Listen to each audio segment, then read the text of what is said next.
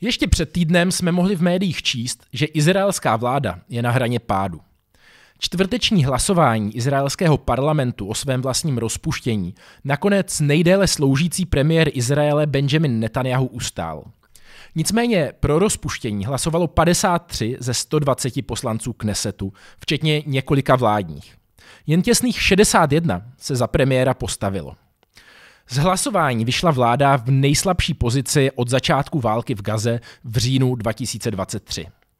Dostat klín do krajně pravicové vládní koalice se opozici podařilo tématem, které je pro dnešní izraelskou společnost extrémně citlivé. Jde o výjimku pro ultraortodoxní haredim ze služby v armádě. Ta vyvolává zvlášť od začátku invaze do Gazy silné emoce. V době masové mobilizace do bojů, které by 69% Izraelců podle serveru Times of Israel raději ukončilo výměnou za zajatce, nemusí více než 10% populace v armádě vůbec sloužit. Jde přitom o ultraortodoxní židy, které z větší části zastupují strany držící Netanjahua u moci. Proč je ale tohle v kontextu války s Íránem vůbec důležité?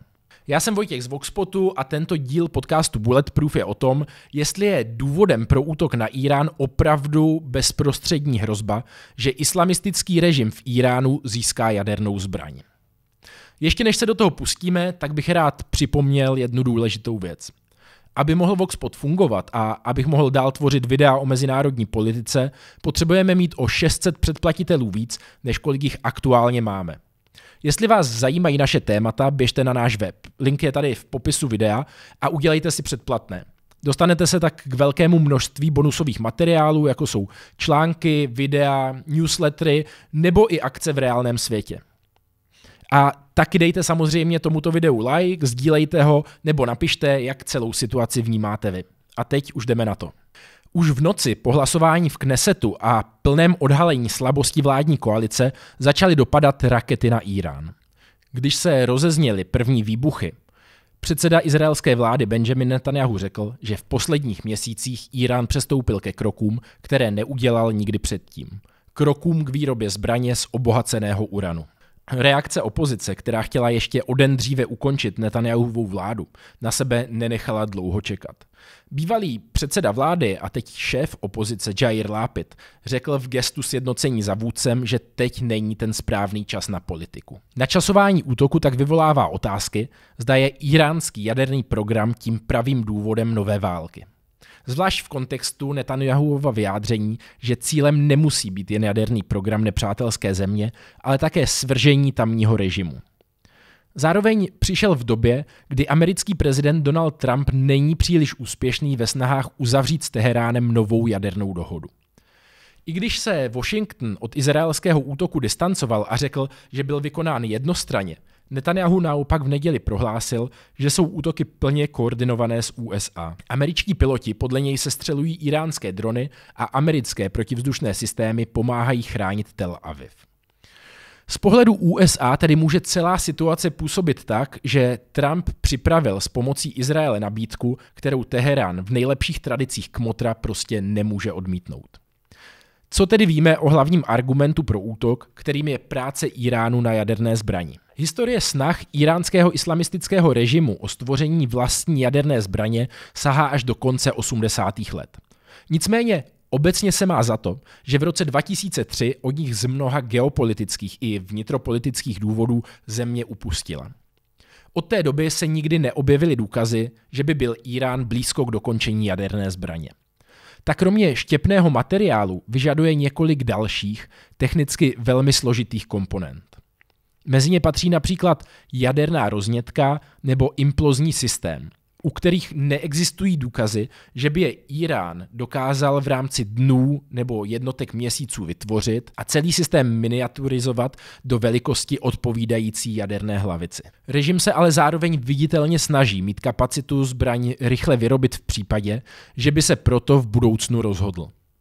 Benjamin Netanjahu nepřichází s přesvědčováním světa, že je Teherán kousek od dokončení jaderné zbraně poprvé.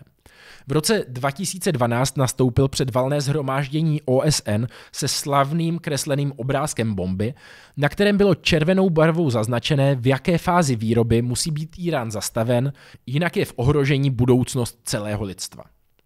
Netanjahu tenkrát dokázal díky výrazné show před mezinárodním společenstvím plně přebrat pozornost, kterou se ve skutečnosti snažil získat prezident palestinské autonomie Mahmud Abbas pro svůj plán povýšit před valným shromážděním Palestinu do pozice státu. Strašení jadernou zbraní tak bylo použito hlavně pro politické cíle předsedy izraelské vlády. V té době se zároveň americký prezident Barack Obama pustil do vyjednávání jaderné dohody s Teheránem. Existovaly totiž dohromady dvě cesty, jak zajistit, že Írán nebude mít vojenský jaderný program. Ani jedna z nich přitom ale nebyla dokonalá. Tou první bylo uzavření co nejlepší dohody, která Írán od práce na jaderné bombě odradí. Zároveň ale tímto způsobem nešlo úplně zamezit, aby Teherán dál uchovával své jaderné know-how a v případě dalšího vyostření během měsíců až jednotek let zbraň vytvořil. Latentní riziko by tak i s nejlepší dohodou stále existovalo. Druhou možností byla změna režimu a jeho nahrazení nějakým, který buď nebude usilovat o jadernou zbraň, nebo ještě lépe bude přátelský k Izraeli. Ono pro pamětníky nešlo o něco nepředstavitelného. Až do islámské revoluce v roce 1979 byl šáhův režim v Iránu vůči Izraeli velmi přátelský. Nicméně po poměrně čerstvé zkušenosti s rozpadem bezpečnosti v Iráku, napadeném Spojenými státy právě na základě nepravdivých argumentů o výrobě zbraní hromadného ničení, a taky Afghánistánu, se tato možnost nezdála jako nejistější. Proto dostala přednost nedokonalá, ale stále poměrně nadějná dohoda. Ta byla podepsána v roce 2015 a Írán v ní souhlasil s koncem obohacování uranu nad úroveň potřebnou pro civilní jaderný program. Dále také souhlasil se snížením počtu centrifug nebo neomezeným přístupem inspektorů Mezinárodní agentury pro atomovou energii k jaderným zařízením, včetně možnosti neohlášených kontrol. Výměnou za to byly zmírněny nebo i rušeny západní ekonomické sankce na Írán. Až do nástupu Donalda Trumpa dohoda fungovala. Trump byl ale Trump, jak ho známe teď, už v roce 2018.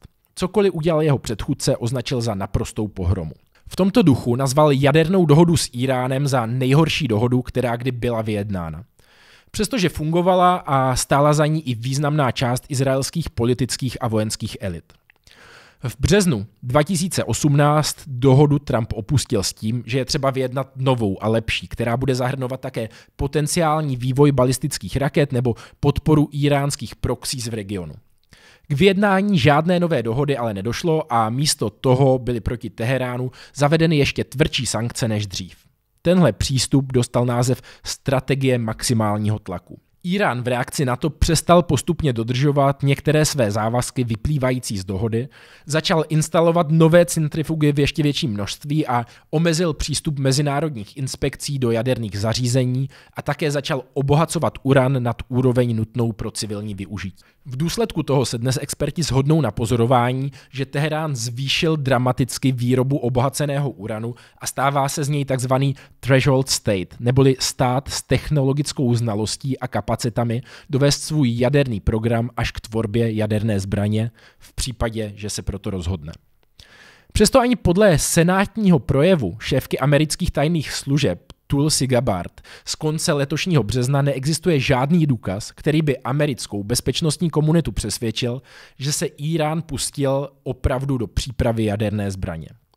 Gabbard nicméně dodala, že v posledních letech v zemi padlo tabu bavit se o možnosti výroby jaderné zbraně. A to podle ní mohlo povzbudit zastánce vojenského jaderného programu v řadách íránského režimu pro tuhle variantu lobovat. Gabbard také dodala, že Írán má dosud největší zásoby obohaceného uranu, což je pro zemi bez jaderné zbraně bezprecedentní. Žádné důkazy poukazující na výrobu samotné jaderné zbraně nenašla ani inspekce Mezinárodní agentury pro atomovou energii. Ve své zprávě zároveň poukázala na deklarace nejvyšších představitelů Íránu, že použití jaderné zbraně je v rozporu s islámským právem. A také na absenci důvěryhodných indikátorů existence nepřiznaného a systematického jaderného programu.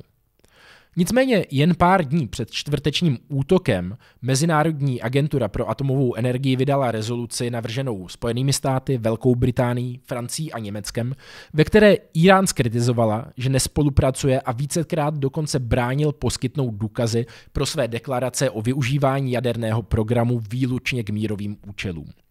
Írán v rezoluci vzápětí odsoudil jako politicky motivovanou. Netanjahu dlouhodobě odmítá jakoukoliv dohodu s Íránem jako neefektivní nástroj, který v důsledku omezování sankcí jen posílí pozici svého nepřítele v regionu. Místo toho se izraelský premiér kloní k vojenskému řešení situace a ke změně íránského režimu. Na jednu stranu je to poměrně pochopitelné. Iránský režim prakticky vznikl na opozici proti existenci státu Izrael a z jeho nejvyšších míst se podobná vyjádření stále ozývají. Zároveň tvrzení, rozšířená zvlášť v izraelské vládě nebo taky v českých médiích, že je Írán krok od výroby jaderné zbraně, neodpovídají dominantnímu přesvědčení v expertních kruzích, v amerických tajných službách ani nejvyšší světové autoritě na využití jaderné energie. Jestli má tedy jindy velmi sdílný předseda izraelské vlády konkrétní důkazy, že se tak děje, nesdělil je ani svým nejbližším spojencům.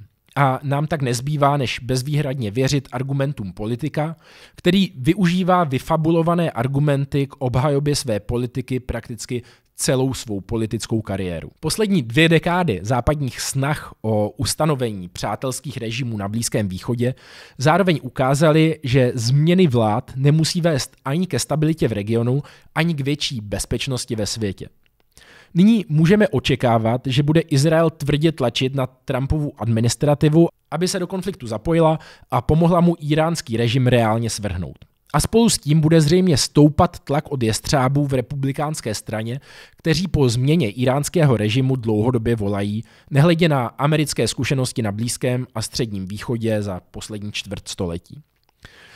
V době rychlého mocenského nástupu Číny a expanze Ruska se zároveň ukazuje, že na rozdíl od autoritářských států Evropa rozhodně není tím hráčem, který dokáže z nestability v regionu těžit a využívat ji k prosazení svých mocenských cílů. V rámci jednání mezi Ruskem a Spojenými státy se už objevují teorie, že změna režimu v Iránu i Sýrii je součástí zákulisních dohod, ve kterých Trumpova administrativa vyřeší dlouhodobě bolestivá místa své zahraniční politiky a Rusku nebude bránit v tom, ať si vybojuje zase Ukrajinu. Výše uvedenému napovídají jak velmi zdrženlivé komentáře Vladimira Putina vůči útokům na svého spojence na Blízkém východě, tak i Trumpovo neustálé přiklánění se k ukončení mezinárodní izolace Ruska a neochota jakkoliv proti němu zasahovat. Jestli podobné obchodování zájmu opravdu v zákulisí probíhá, se zřejmě ještě v blízké době nedozvíme. Jak zájmy Izraele, tak Spojených států se tu ale zásadně liší od zájmů Evropské unie i Česka. Těmi jsou stabilní Blízký východ bez milionů lidí prchajících před konflikty ze svých domovů a Rusko, co možná nejvzdálenější od našich hranic. Příklon k agresivním metodám řešení komplexních problémů, jaké prosazuje Donald Trump nebo Benjamin Netanyahu, nám bezpečí ani stabilitu ve složité mezinárodní situaci nepřinese. To je pro dnešek všechno. Já vám děkuji, že jste Bulletproof dokoukali až do konce a těším se zase u dalšího dílu.